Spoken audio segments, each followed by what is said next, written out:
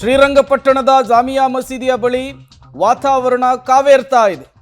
ಜಾಮಿಯಾ ಮಸೀದಿಗೆ ನುಗ್ಲಿಕ್ಕೆ ಹನುಮ ಮಾಲಾಧಾರಿಗಳಿಂದ ಯತ್ನ ಆಗ್ತಾ ಇದೆ. ಬ್ಯಾರಿಕೇಡ್ ಅನ್ನು ಹಾಕಿ ತಡೆದಿದ್ದಾರೆ ಪೊಲೀಸರು. ಶ್ರೀರಂಗಪಟ್ಟಣದ ಜಾಮಿಯಾ ಮಸೀದಿಯ ಬಳಿ ಪರಿಸ್ಥಿತಿ ಹೇಗಿದೆ ಅನ್ನೋದನ್ನು ನೀವು ಗಮನಿಸ್ತಾ ಇದ್ದೀರಿ. ಸಾವಿರ ಸಂಖ್ಯೆಯಲ್ಲಿ ಹನುಮ ಮಾಲಾಧಾರಿಗಳು ಜಮಾಯಿಸಿದ್ದಾರೆ. ಜೈ ಶ್ರೀರಾಮ್ ಘೋಷಣೆಯನ್ನು ಮೊಳಗಿಸ್ತಾ ಇದ್ದಾರೆ. ಈಗ ಆ ಪರಿಸ್ಥಿತಿಯನ್ನು ತಿಳಿಗೊಳಿಸೋದಕ್ಕೆ, ಜಾಮಿಯಾ ಮಸೀದಿಯ ಒಳಗೆ ಮಾಲಾಧಾರಿಗಳು ಹೋಗೋದನ್ನು ನಿಯಂತ್ರಿಸೋದಕ್ಕೆ ಖಾಕಿ ಸರ್ಪಗಾವಲು ಹೇಗಿದೆ ಅನ್ನೋದನ್ನು ಕೂಡ ನೀವು ಗಮನಿಸ್ತಾ ಇದ್ದೀರಿ. ಪರಿಸ್ಥಿತಿ ಕಾವೇರ್ತಾ ಇದೆ. ದೊಡ್ಡ ಸಂಖ್ಯೆಯಲ್ಲಿ ಹನುಮ ಮಾಲಾಧಾರಿಗಳು ಅಲ್ಲಿ ಜಮಾಯಿಸಿರುವಂತಹ ವಿಜುವಲ್ಸ್ ಅನ್ನು ಗಮನಿಸ್ತಾ ಇದ್ದೀರಿ. ಪ್ರತಿ ವರ್ಷವೂ ಕೂಡ ಸಂಕೀರ್ತನ ಯಾತ್ರೆಯ ಸಂದರ್ಭದಲ್ಲಿ ಈ ರೀತಿಯ ಸಿಚುವೇಶನ್ ಕ್ರಿಯೇಟ್ ಆಗುತ್ತೆ. ಈ ಬಾರಿಯೂ ಕೂಡ ಶ್ರೀರಂಗಪಟ್ಟಣದ ಜಾಮಿಯಾ ಮಸೀದಿಯ ಎದುರಿಗೆ ಅದೇ ರೀತಿ ಕಾವೇರಿದಂತಹ ಪರಿಸ್ಥಿತಿಯನ್ನು ನೀವು ಗಮನಿಸ್ತಾ ಇದ್ದೀರಿ.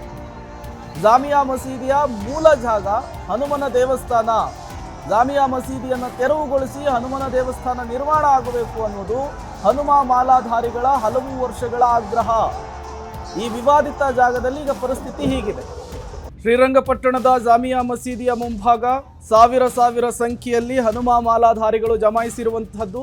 ಜಾಮಿಯಾ ಮಸೀದಿಯನ್ನ ಪ್ರವೇಶ ಮಾಡುವುದಕ್ಕೆ ಯಾವುದೇ ಕಾರಣಕ್ಕೂ ಅವಕಾಶ ಕೊಡಬಾರ್ದು ಅನ್ನುವಂತಹ ನಿಟ್ಟಿನಲ್ಲೂ ಕೂಡ ಪೊಲೀಸರ ಭದ್ರತೆ ಹೆಚ್ಚಾಗಿದೆ.